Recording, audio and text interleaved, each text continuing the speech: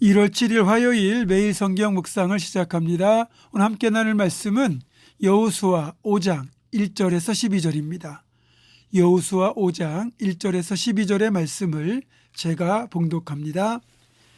요단 서쪽의 아모리 사람의 모든 왕들과 해변의 가나안 사람의 모든 왕들이 여호와께서 요단물을 이스라엘 자손들 앞에서 말리시고 우리를 건너게 하셨음을 듣고 마음이 녹았고 이스라엘 자손들 때문에 정신을 잃었더라.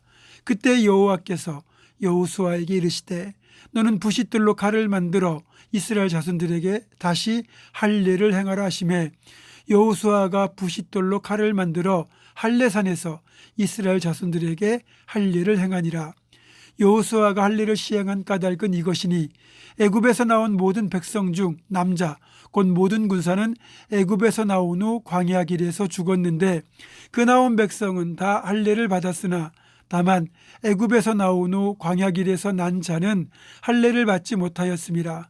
이스라엘 자손들이 여호와의 음성을 청종하지 아니하므로 여호와께서 그들에게 대하여 맹세하사 그들의 조상들에게 맹세하여 우리에게 주리라고 하신 땅 곧 젖과 꿀이 흐르는 땅을 그들이 보지 못하게 하리라 하시매 애굽에서 나온 족속 곧 군사들이 다 멸절하기까지 40년 동안을 광야에서 헤매었더니 그들의 대를 잇게 하신 이 자손에게 여호수아가 할례를 행하였으니 길에서는 그들에게 할례를 행하지 못하였으므로 할례 없는 자가 되었음이었더라.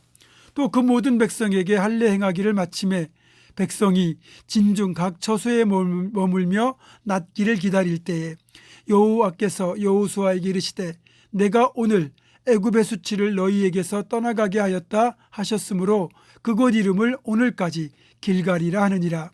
또 이스라엘 자손들이 길갈에 진쳤고 그달 14일 저녁에는 여리고 평지에서 유월절을 지켰으며 유월절 이튿날에 그 땅의 소산물을 먹되 그날에 무교병과 볶은 곡식을 먹었더라. 또 그 땅의 소산물을 먹은 다음 날에 만나가 그쳤으니 이스라엘 사람들이 다시는 만나를 얻지 못하였고 그 해에 가나안 땅의 소출을 먹었더라. 아멘. 네, 오늘 본문을 보면 이스라엘 군대 전체가 집단으로 할례를 받는 장면이 기록되어 있습니다. 요단강을 건너 길갈이라고 하는 곳에 진을 치고 있을 때 하나님께서 여호수아에게 이스라엘 군대 모두에게 할례를 행하라고 명령하셨습니다. 이집트에서 나온 이후 즉 출애굽 이후 광야 40년 동안 아무도 할례를 행하지 않았기에 가나안 땅에 첫 발을 내디딘 지금 가장 먼저 할례부터 행하라고 명령하신 겁니다. 할례를 행하라는 하나님의 명령이 매우 단순한 명령처럼 보이지만 하나님은 지금 이성적으로는 납득이 가지 않는 명령을 내리신 거예요. 일단 이스라엘이 진을 치고 있는 이 길갈이라는 지역이 여리고성과는 매우 가까운 지역으로 이스라엘 군대는 여리고 진격을 앞두고 있습니다.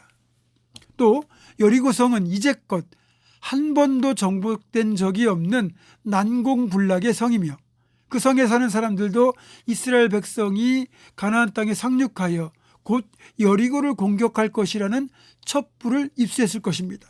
그러니까 언제 전투가 벌어질지 모르는 일촉즉발의 상황인데 이스라엘 군대가 할례를 받았다는 정보가 그들에게 들어가는 순간 이스라엘 군대는 몰살을 당할 수도 있습니다. 상황이 이런데도 불구하고 모든 군대가 전투력을 잃어버리는 할례를 행한다는 건 제정신을 가진 지휘관이라면 절대 할 수 없는 일입니다. 아무리 하나님의 명령이라 할지라도 그것을 순종하는 여호수아나 할례를 받는 이스라엘 군대나 모두 이해가 되지 않습니다. 하지만 여기에 놀라운 신앙 고백이 들어있다는 겁니다. 이런 상황에서 할례를 행한다는 것은 적어도 죽고 사는 것, 생명의 주관자가 바로 여호와 하나님이시라는 사실을 인정하는 믿음의 행위가 되거든요. 살든지 죽든지 오직 하나님께서 내 생명의 주관자가 되십니다 라는 고백입니다. 본래 할례는 남자의 생식기의 일부를 잘라냄으로써 생명의 근원이 하나님께 있음을 인정하는 행위입니다. 하나님께서 내게 생명을 주신 창조주임을 잊지 않겠다는 뜻이고, 그 생명을 주신 하나님께 이제는 나의 생명까지 드리겠다는 전적인 헌신의 표지인 것입니다. 또한 할례는 그 표시를 평생 몸에 지님으로써 내 평생 하나님의 사람으로 살아갈 것을 서약하는 표지입니다. 옛날 노예들은 노예의 표시를 몸에 지니고 살았어요.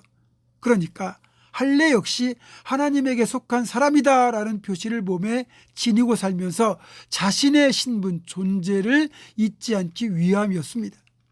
아울러 이 할례는 이어질 전쟁의 승패를 하나님께 맡긴다는 고백입니다. 다시 말하면 매일 치열한 영적 전쟁을 치르고 있는 우리 역시 내 인생의 주관자가 하나님 되신다는 고백이기도 해요.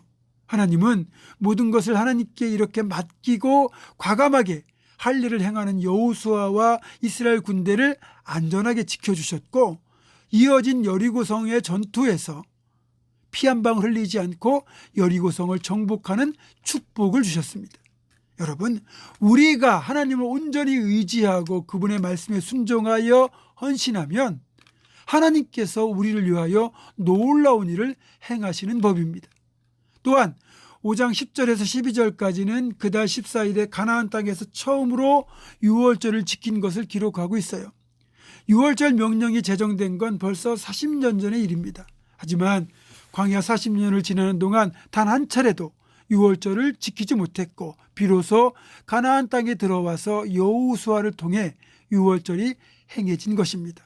아직 가나안 땅을 정복한 것도 아니고 지금 이들의 앞에는 여전히 난공불락 여리고성이 떡하니 버티고 있습니다. 그러나 여호수아는 하나님의 명령을 따라 할례도 행하고 유월절까지 지킴으로써 공동체의 최우선 순위가 무엇인지를 알고 행하고 있습니다.